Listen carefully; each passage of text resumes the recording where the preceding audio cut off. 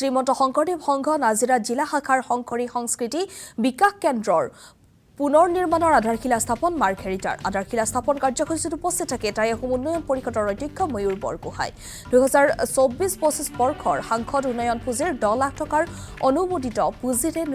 পুনৰ নিৰ্মাণ কৰা হ'ব শ্ৰীমন্ত শংকৰদেৱ সংঘ নাজিৰা জিলা শাখাৰ শংকৰী সংস্কৃতি বিকাশ কেন্দ্ৰ আৰু নাজিৰাত বৈদেশিক পৰিক্ৰমা দপ্তৰৰ কেন্দ্ৰীয় ৰাজ্যিক মন্ত্ৰী পবিত্ৰ মাৰ্ঘেৰিটা শ্ৰীমন্ত শংকৰদেৱ সংঘ নাজিৰা জিলা শাখাৰ শংকৰী সংস্কৃতি বিকাশ কেন্দ্ৰৰ পুনৰ নিৰ্মাণৰ আধাৰশিলা স্থাপন পবিত্ৰ মাৰ্ঘেৰিটাৰ আধাৰশিলা স্থাপন কাৰ্যসূচীত উপস্থিত থাকে টাই অসম উন্নয়ন পৰিষদৰ অধ্যক্ষ ময়ূৰ বৰগোহাঁই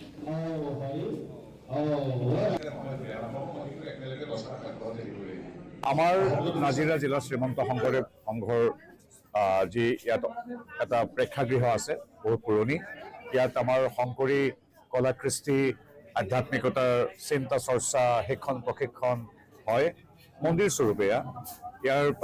যথেষ্ট বহি গৈছিল আৰু আজি মোৰ সৌভাগ্য যে আমাৰ সংঘৰ এই অনুষ্ঠানভাগিলৈ মই 10 লাখ টকাৰ অনুদানেৰে এটা সেৱা আগবঢ়াইছোঁ শ্ৰীমন্ত সংঘৰ বিশ্ববিদ্যালয় কেম্পাছৰ অতিথি গৃহৰ বাবে ইতিমধ্যে 50 লাখ টকা আৰু যোৰহাট কেম্পাছৰ বাবেও মই আৰ্থিক অনুদান আগবঢ়াইছিলোঁ এইদৰে আজি সংঘৰ আমাৰ আয়ৰ বাপসমস্তসকলৰ উপস্থিতিত আজি এই শুভ কাৰ্যৰ আমাৰ আজি আধাৰশিলাৰ আজি স্থাপন কৰা হয় গতিকে আমি ভাবোঁ ইয়াৰ জৰিয়তে আমি আমাৰ আয়ৰ বাপসমস্তসকলক